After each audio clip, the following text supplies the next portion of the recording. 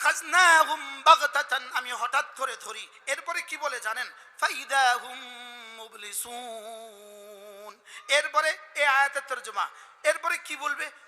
হায় क्या हो गया, হায় क्या हो गया। 5 তারিখে 11টার সময় কি বলছিল হুজুর? এখন ওখানে বসে বসে কি বলে? হায় क्या हो गया।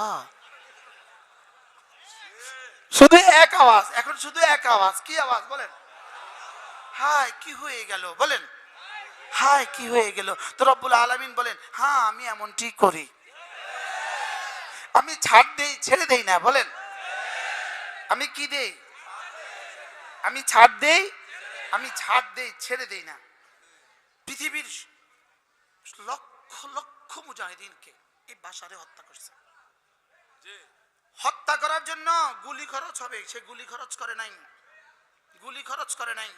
মুজাহিদিনকে ধরে নিয়ে আসছে, লোহার খাঁচাতে ঢুকিয়েছে। খাঁচা, লোহার খাঁচাতে ঢুকাইয়া 10 জন একসাথে খাঁচা ঢুকাইছে। ওই খাঁচা এইভাবে পানির মধ্যে ছেড়ে দিছে। এইভাবে এই খাঁচা আবার আবার বানাইলে আবার খরচ হবে। এই খাঁচা এবার তুলে নিয়ে আসছে, এই খাঁচাতে আবার বসছে, আবার ফেলছে, আবার বসছে, আবার ফেলছে। এইভাবে সে হত্যা করছে মুজাহিদিনকে, এইভাবে সে মুসলমানদেরকে হত্যা করছে। আল্লাহ তাআলা শেষ পর্যন্ত আজকের এই তারিখ ইতিহাস রচনা হওয়ার যা হওয়ার হয়ে গেছে। ফাকুতিআ দাবিরুল কওমিল্লাযীনা যালামু, রব্বুল আলামিন বলেন ফাকুতিআ দাবিরুল কওমিল্লাযীনা যালামু, আমি জালেমদের শেষ চিহ্ন আমি নিশ্চিহ্ন করি। দাবের কাকে বলে? 3 জন দৌড় দিছে, যে পেছনে থাকে তাকে বলে দাবের। তাকে বলে কি? দাবের। আমরা বাংলা তরজমা করতেছি শেষ চিহ্ন। জালেমদের শেষ চিহ্ন আমি কি করি বলেন?